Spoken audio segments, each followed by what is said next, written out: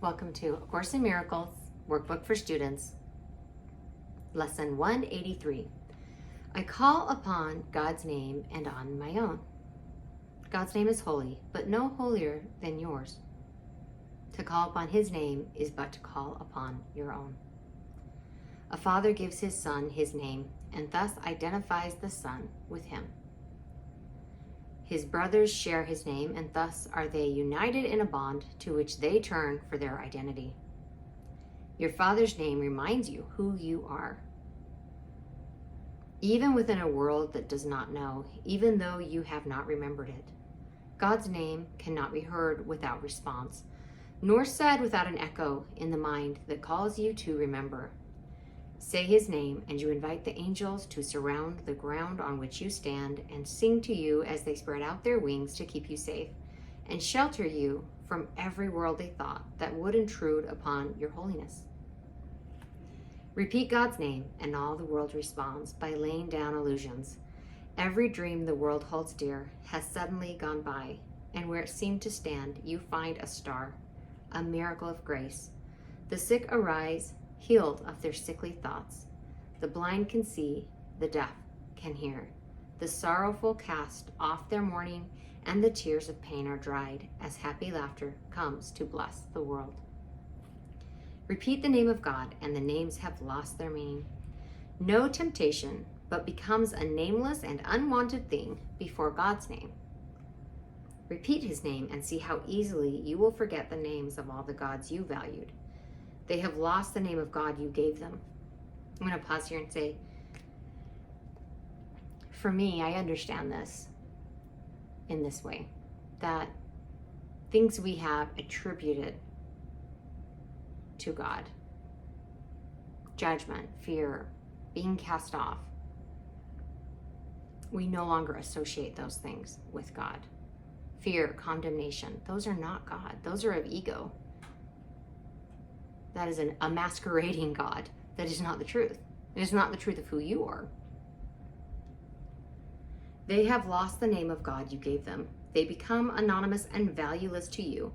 Although before you let the name of God replace their little names, you stood before them worshipfully, naming them as gods. Repeat the name of God and call upon yourself, whose name is His. Repeat His name, and all the tiny nameless things on earth slip into right perspective. Those who call upon the name of God cannot mistake the nameless for the name, nor sin for grace, nor bodies for the Holy Son of God. And should you join a brother as you sit with him in silence and repeat God's name along with him within your quiet mind, you have established there an altar which reaches to God Himself and to His Son. Practice this today. Repeat God's name slowly again and still again. Become oblivious to every name but His. Hear nothing else. Let all your thoughts become anchored on this. No other word we use except at the beginning when we say today's idea but once. And then God's name becomes our only thought, our only word, the only thing that occupies our minds, the only wish we have, the only sound with any meaning, and the only name of everything that we desire to see, of everything that we would call our own. Thus do we give an invitation which can never be refused, and God will come and answer it Himself. Think not He hears the little prayers of those who call on Him with names of idols cherished by the world. They cannot reach Him thus. He cannot hear requests that He be not Himself, or that His Son receive another name than His. Repeat God's name, and you acknowledge Him as sole creator of reality. And you acknowledge also that His Son is part of Him, creating in His name. I'm going to pause and say, here, when it says acknowledge Him as sole creator of reality, this is a turning away from the ego's reality, from the nightmare, from the delusion that we have created. But that is not an emanation of our true self and is not the reality reflected by God. And you acknowledge also that His Son is part of Him, creating in His name. Sit silently and let His name become the all-encompassing idea that holds your mind completely. Let all thoughts be still except this one, and to all other thoughts respond with this, and see God's name replace the 1,000 little names you gave your thoughts, not realizing that there is one name for all there is and all that there will be. Today you can achieve a state in which you will experience the gift of grace. You can escape all bondage of the world and give the world the same release you found. You can remember what the world forgot and offer it your own remembering. You can accept today the part you play in its salvation, and your own as well, and both can be accomplished perfectly. Turn to the name of God for your release, and it is given you. No prayer but this is necessary, for it holds them all within it. Words are insignificant and all requests unneeded when God's Son calls on his Father's name. His Father's thoughts become his own. He makes his claim to all his Father gave, is giving still, and will forever give.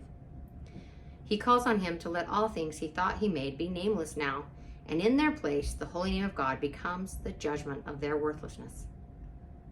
I'm going to pause and say the worthlessness is referring to the thousand petty little nameless things that we attributed to God, that in fact are not. All little things are silent. Little sounds are soundless now. The little things of earth have disappeared. The universe consists of nothing but the Son of God who calls upon his Father. And his Father's voice gives answer in his Father's holy name. In this eternal, still relationship in which communication far transcends all words and yet exceeds in depth and height whatever words could possibly convey, is peace eternal. In our Father's name, we would experience this peace today, and in his name it shall be given us. So, of course, in Miracles Workbook for Students today is inviting us to go into that deep inner stillness and to be still and know, and to feel that connection to Source, to feel that connection to God, to experience it in that still place. Thank you so much for joining me today, and I will see you tomorrow for lesson 184.